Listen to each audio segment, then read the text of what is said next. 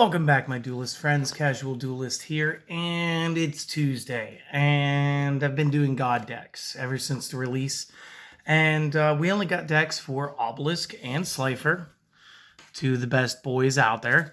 But the thing is, Soul Crossing actually works for all three, so it would not be fair for me to build those two decks and then not do something for the Winged Dragon of Ra. Now, I know that there's going to be a little bit of, well, this is the same deck you keep showing us, and you're sort of right. Yeah, I've been using the slime engine for all of the Egyptian gods, mostly because Soul Crossing plus slimes equals better god decks. And so we're going to get into the Winged Dragon overall. Yes, it's going to be pretty slime heavy. Yes, it does have some tech outs that are slightly different than what you've been seeing. So let's just go ahead and dive right into that card list, and then we'll go ahead and explain everything afterwards. So, real quick, we are going to be using 3 copies of Guardian Slime because he is one of the best slimes. For Raw, we are going to be using 2 copies Mathematician because excellent thing. We're going to be using 2 copies Perform Age Trick Clown because this pairs off well with our Mathematician. We are going to be using the 3 copies of Ra's Disciple, kind of a standard staple when it comes to god decks. 3 Reactor Slimes, because it's not much of a slime engine without them. 3 copies Tellus, the Little Angel, because it's another great card that was given to us within the god decks, and again is just super all the way around the board here, if we're being honest. And then I couldn't decide which Winged Dragon of Ra art I wanted to use, so I went ahead and I packed it with one of each. I even got out my old, the Battle Pack 2 from the War of the Gods or whatever it was called, with that sweet little, like, sort of semi-prismatic foil effect. I felt like that would be kind of cool rather than just going, like, all secrets and ultras. But again, you're going to want 3 copies Winged Dragon of Ra, whatever illustration you personally like, just because, I mean, you're going to be seeing it a lot. To the spells, we're actually going to be buffing the Ancient Chant from the 2 that I've been using to a full 3. Again, we are playing more Raw than ever. So again, it just stands to reason we would want to maximize. Still using the card advanced strategy. Still got that Harpy's Feather Duster. Why not? They just gave it away. Got the Monster Reborn because it's good. We will be using triple Duality and double Prosperity in this one. You guys will see why here in a minute. Triple Soul Crossing, because again, it's just not a god deck without these anymore. 3 copies, the True Name, and of course my 2 traps to finish it out will be the 2 copies of the Metal Reflect Slime. And obviously, since I'm using the Pot of Prosperity, we're going to need an extra deck that's semi-focused, but still like pot of fodder. So really, out of the 15 choices, I'm only going to show you a handful again. I'm going to maximize out on my God Slime. We don't really need to do this. 2 would work just fine. Really, we're going to use it for partial protection and also actually just for the tribute effect. So if you can maximize it, great. If not, 2's fine. 1's still kind of killing it. Do what you can. Got the 1 Owl Mirage again, along with Tellus. This opens us up to just a great play. So again, we're going to do that. And then I've got my IP Masquerena with my Unicorn. Again, you want to drop in the rest of the Nightmares, you could do this. You want to drop in some other tech characters that you just like. Maybe add in Cerberus and Phoenix. It's absolutely fine. Honestly, when you're using Double Pot of Prosperity, you've almost got to just imagine that you're going to be banishing out 12 cards out of your extra deck, which is really only going to leave you with about 3. So again, just play it to the style of what you can do, not necessarily what you think you have to. And again, if you don't have some of these cards, that's fine. It's not a big deal with the, instead of running the Prosperities, you guys could run Extravagance if you have them. And seeing as they've been dropping in price, I mean, obviously, Pots of Extravagance are going to be great cards that you can use. Again, you'll want to maximize out what you want to use since you're not going to be selectively banishing. But that's all fine and well. That is the deck list. It's a 40 card main, and play 15 cards. But really, just you really need like these 2 to be certain. Like you definitely need God Slime, and you definitely need at least 1 Owl Mirage, just to make sure that the moves work. Since I did do the same thing, pretty much for all 3 Egyptian gods, I will make one combos video, and I'll kind of talk over just like hit the combos that I use. I didn't want to announce it earlier just in case I wasn't feeling it. But I'm going to do it. It's fine. If you guys want to watch that. Real quick, I'd like to thank anybody that was here just for the deck list. Thank you guys for showing up. Thanks for watching.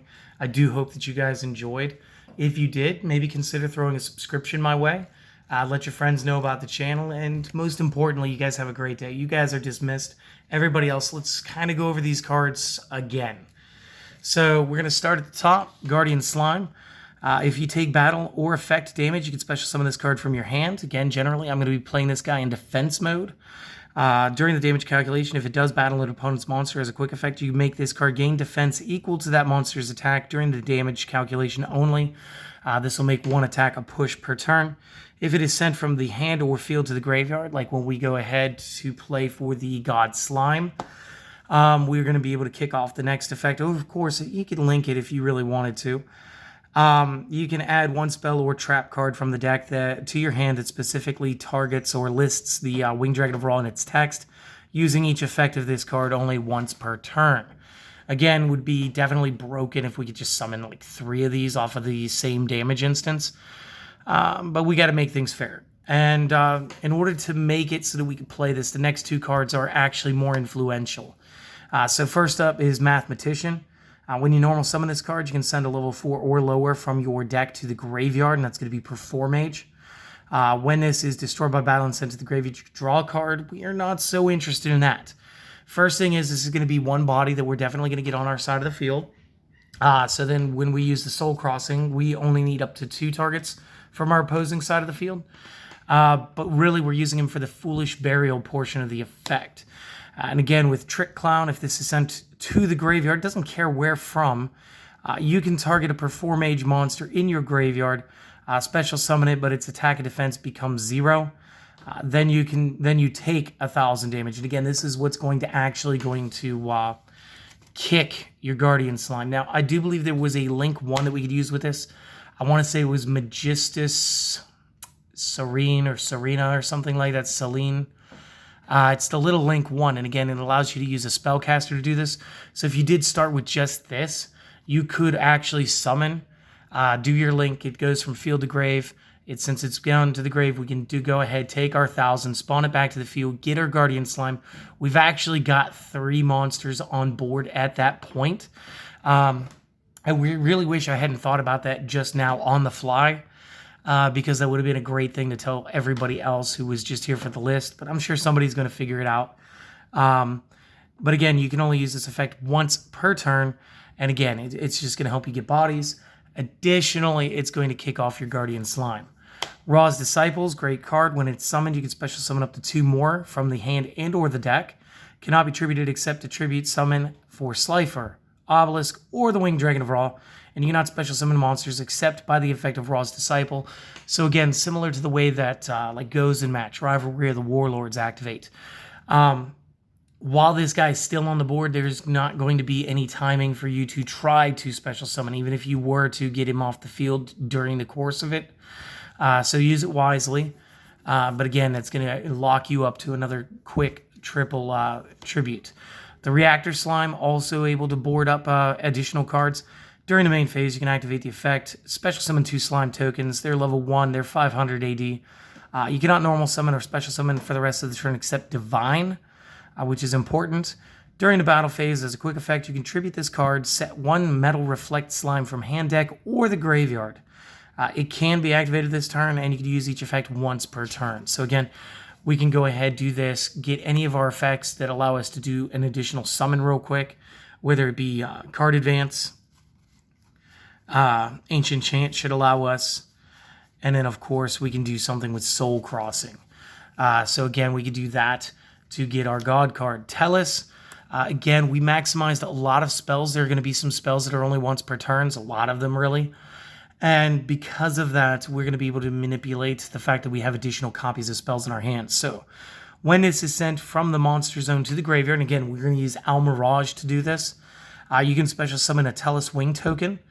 And while you control a Tellus Wing token, you can banish this from the graveyard and 1 spell in your hand to special summon an additional 2 Tellus Wing tokens, That'll bring you up to 3 tokens, getting you to that triple tribute.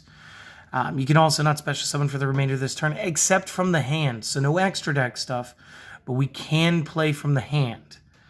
And since it is for the rest of this turn, you can go ahead and you get that Almirage out before that effect actually resolves, so you're good. And you can only use each effect once per turn. So again, Tellus, good card, great card, and they gave it to us. I want to say that was in the Slifer portion.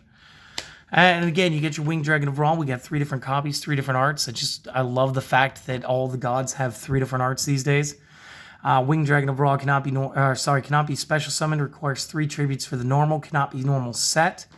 When this is normal summoned, its normal summon cannot be negated, nor can cards or effects be activated in response. When this card is normal summoned, you get the option to pay life points equal to everything you have but 100 and transfer that value to his attack and defense. Additionally, you can pay 1,000 life points to target a monster on the field and destroy it. So that sounds good, that sounds bad, but with the next card, we're going to get the best effect out of it. So let's get to the spells. Ancient Chant. This allows us to add Winged Dragon of Ra from the deck or the graveyard to our hand, and if we do, we can tribute summon 1 monster during the main phase this turn, in addition to the normal summoner set. We can only gain that effect once per turn. You can banish this card from your graveyard, and if you do that, if you tribute summon the Winged Dragon of Ra this turn, the original attack and defense become the combined original attack and defense of the monsters tributed for the summon. Whoo! You can only activate 1 of these per turn. What does that mean? It means the big boy Ra actually gets to be a big boy. Now, in our deck, going off of our own effects, one of the most standard plays would probably be to get the Ra's Disciples. This will get you up to 3,300. Again, with the Reactor Slime, you're not going to get too big. That's only going to be about 1,500. With Tellus, those tokens are actually zeros, so not a lot of stat there. And same for the Guardian Slime, not a whole lot of stats to be played. However, when we talk about Soul Crossing and the fact that we can go ahead and off our opponent's monsters, and we can use, again, this is sort of like Stormforth on steroids. We can use all 3 monsters from our opposing side of the field. So we can give Ra a jump, sometimes making it a boss level card just on that. However, you can also pay the life points in addition to, and start it out at like a best case scenario, you probably used your... you could have used Perform Mage, that would bring you down to 7,000, so that'd be 6,900.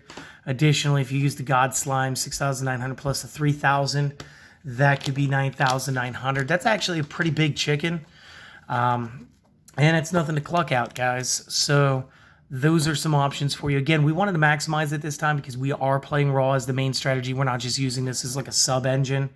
To go ahead and, like with Slifer, we wanted to keep the card in our hand while effectively getting a double summon effect, and then always being able to option out and play the Ra. But this will allow Ra to have a little bit of bite beforehand, and then additionally maybe get the field aspect, pay 1,000 to pop cards, so that's fine too. Card Advance, look at the top 5 cards of your deck, rearrange them any order you like. Then you contribute summon 1 monster in addition to the normal summon set this turn again. This is going to allow us to not only stack and maybe make our next turns better, but this is also going to let us play into the true name here in a minute. And again, acts as another double summoning effect. So between this and the Ancient Chant, that's 6 copies, plus the Soul Crossing, that's 9 copies that are going to ease up on you and let you do more tributing, so that's fantastic.